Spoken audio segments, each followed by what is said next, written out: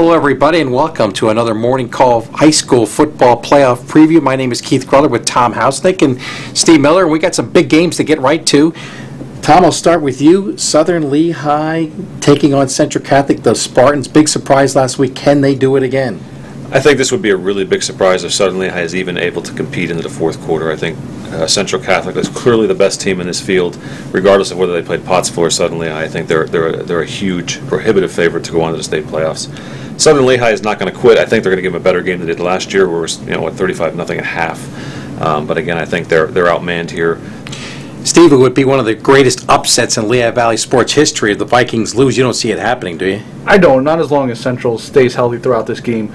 Central ran for well over 200 yards against Southern Lehigh last year. I think they're a better running team this year with Colin McDermott's emergence at tailback. And obviously Central can still throw the ball really well. And unheralded, as usual, is their defense. Their defense is very tough, led by Shane McNeely. And I expect them to really shut down Southern Lehigh's offensive attack.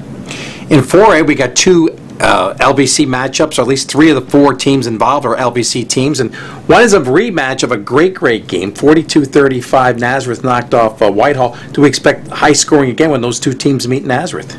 I talked to Whitehall coach Tony Trisciani yesterday, and he made it pretty clear, Chuck DeBilio is going to get his yardage. They just want to make a few more stops than they did the first time around. I think it's another high-scoring game. I really think it comes down to which defense is going to step up. Whitehall has played a little bit better defense this year. I know both teams, really, that is the emphasis.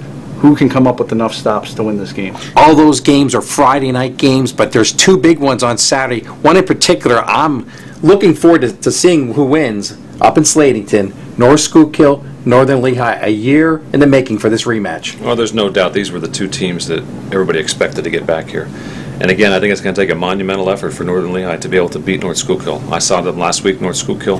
Their front seven on defense is as good as I've ever seen on a AA team in the state playoffs. They're that good. Ed Pavalko, if he can't play in Division I, then I don't know if anybody can. The Bulldogs really are going to have to play a lot better than they did against Jim Thorpe. They were really sluggish.